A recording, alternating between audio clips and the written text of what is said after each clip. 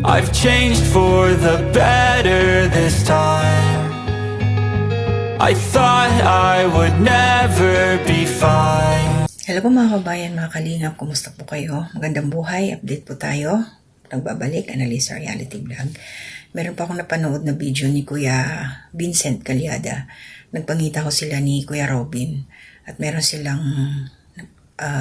napagkwentuhan doon sila sa tabing daan. Pero bago ko ituloy yun, ay yung mga bagong pasok po sa akin Munting Kubo. Maraming salamat po sa pagsuporta ninyo. Mga silent viewers, nagko-comment, naglalike, nag-share. Mga hindi po nag-skip ng ads, thank you so much. At suportahan po natin sila Kuya Bal, shoutout po Bal Santos Matubang, Ate Enya Vlogs, Kalingap Project, Tapia Matubang, mga kasamahan ko pong reactors dito sa Kalingap. Yan, mga karepa-reactors, sa Team Watchers, Team Bios, Team Strikers, KOGR, at buong Kalingap Tahanan, support po natin. So ito po, shoutout po sa iyo Kuya Vincent Calyada, and permission na rin kumuha ako ng short clip para po resibo. At dito ako magbibigay ng aking opinion at panonoodin muna natin ito ngayon, mga kalingap. So ito po, isasalang ko na. Tapos, meron din ako singil dito. Ay, bakit nagbalik ka ng magsingil, kuya? Hindi, kunti-kunti muna kasi sa YouTube, hindi naman tayo bagal sa... Mahina na po yung views mo? Hindi sa atin pansin yung viewers natin na yun. Kailangan may gusto muna. Mag-sideline, gano'n. Sideline, gano'n. Ano yun, pansarili mo o sa ibang nagtatrabaho ka sa iba? Yung nakaraan, nahiram ako kay Kuya Rap. Tapos, ayun, nabayad ako sa immigration. Tapos, ayun, meron ako nagtira konti. Hindi na, rolling ko. Rolling. So, balik ka na talaga, balik na. Bombay na ulit. Ngayon, balik na din si Kuya Nico sa gano'n? Ikaw lang, balik ka. Try ko lang. Try mo lang ulit. Si Lord lang alam. Asenso ba o hindi. Bahala na. Try lang namin. Try ko lang, tapos pero bibigay ko kay Nico. Si Nico naman, sana palago naman ito para matapos. Di kung parang si Kuya Nico, gagawin din ginagawa mo. Yun na yung ko. Ang hirap na kasi ng bis natin sa Ang hirap nga. Kahit anong gawin nating sipag, wala tayong magagawa. Kahit tinatulong naman ng kuya, alam mo, ilan beses na tinatulungan namin, siniko din, na tinatulong din sa Pinoy na pupunta dito. Alam mo, 100,000 ginagastos ni Nico. Tapos views niya, 10k lang, 5k lang. Kawawa mo dis Kuya Nico, Tapos ganun din sa atin na yun, 2k lang. May minsan hindi manabot na 1k. Kaya nga, ramdam ko yung Kuya Robin. Kaya sabi ko... Alam mo naman din yun, kuya, kasi siyempre, ikaw, Pinoy ka. Ikaw, kami, na yun ko lang na narasan ito. Pero ikaw, dun pa, kay Rochelle, na pinatulong mo, tapos bigla, bagsak. Kaya, hindi ko nga alam kung paano ko sabihan sa iyo, kasi alam mo naman ako. Pero, si Lord. Wala na si Lord Kaya, pinaka-the-best talaga natin sa atin, Kuya Robin. Tuloy lang tayo. Yun. Hanggat may naniniwala sa atin, tuloy lang tayo. Kasi, alam naman siguro ng ibang tao na kung ano yung ginagawa natin. Sa akin, hindi naman na yun isa pa kasi ako, hindi ako na Pinoy, na pure, Kaya, tapos, pinaka-problema doon, naisip nila, nainom ko. Doon ako nabagsak, siguro sa naisip nila. Iba yung... Pero hindi nila alam, 2000, simula ng bagsak ako to, 3 million, doon ako nagsimula na inom.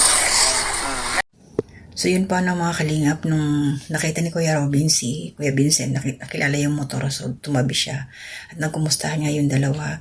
At dito, yung buong video po mapapanood ninyo sa channel po ni Vincent Calyada. So ilalagay ko na lang po yung kanyang pangalan sa baba ng aking screen.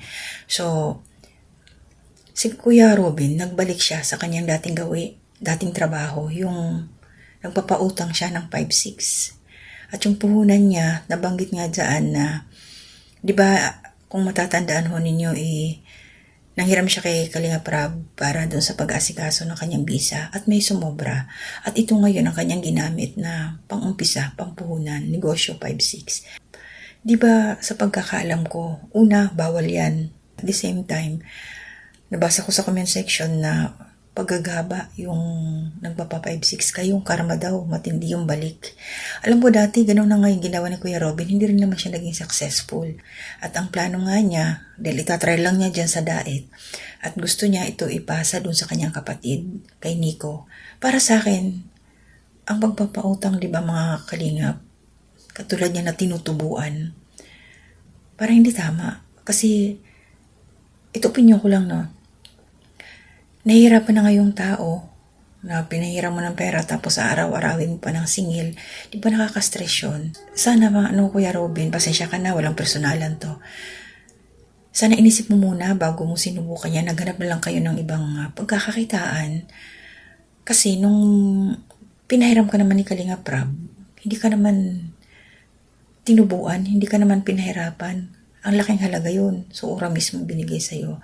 Pero bakit ngayon, ito tanong ko lang, at ano din ako na, yung naging sobra, pinamuhunan niya para doon sa kanyang racket, sa kanyang negosyo, pagkakakitaan. Ayan, yung 5-6 nga. Kasi sa comment section, pinasadahan ko rin. Ayun din, may mga nagsasabi doon na ay, bawal, hindi maganda, paggagaba, hindi maganda yung balik. Diba? Sana nag-isip nila si Kuya Robin ng ibang source of income niya. At nakikita ko rin yung kanyang YouTube channel. Bihira siya mag-upload. Imbis na maraming nag-encourage sa kanya na araw-arawin ang upload, lalo na't meron na siya lang wifi.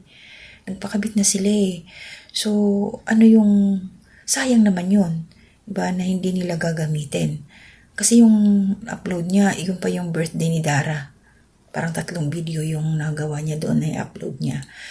So siguro lang to, kulang lang to sila ng pitik, encouragement at saka yung asawa niya, si Ate Pia, sana tumulong din, no? Kasi sabi nga nababasa ko talaga, ang daming ang daming nega kay Ate Pia, kay Shotamad. Mahirap yung mabigat sa buhay yung ganyan na nagpapautang ka tapos ang laki ng tubo niyan eh. Comment down below po mga kabayan kung sa tingin ninyo, tama ba yung ginawa ni Kuya Robin na nagpa 5-6 uli siya. So, yun lang sa akin mga kalingap. Medyo lang ako kay Kuya Robin. Kasi ayon sa kanya, mahina nga daw yung walang pumapansin sa kanyang mga video, mga upload. Kasi Kuya Robin, pakita mong nagbago ka na. Nagbisyo kasi, di ba? Alam naman natin yun na nagiinom siya. So, siguro, mahirap. Yun lang yung alam niyang gawin, yung magpautang. So, kung ano man ang kahinatnan nito, maging successful man siya, kaya lang, nandun pa rin talaga yung ang bigat sa buhay na araw-araw kukubra ka, tapos yung pinagkukunan mo, nagsisikap, kumakayod para mabayaran ka. So, asan doon yung maganda? Asan doon yung matatawag ba natin tulong? Parang hindi kasi parang panggigipit sa ating kapwa. Yun lang yung opinion ko, So maraming salamat po sa inyo. Shoutout po kay Nanay Soledad Belmonte, kay Ma'am Susan Daero, Ma'am Emmy, kay La Christian, sa aking pinsan Chris, Wolf's Tradition, and then sino pa ba? Sila Ate Marilyn, ni Corsa Miliano Oral, shoutout po sa inyo. At sa lahat-lahat po, Merry Christmas. Mag-iingat po kayo palagi. Yung mga hindi ko na shoutout, maraming salamat po sa inyo sa suporta ninyo sa akin. So mag-iingat po tayo. To God be glory.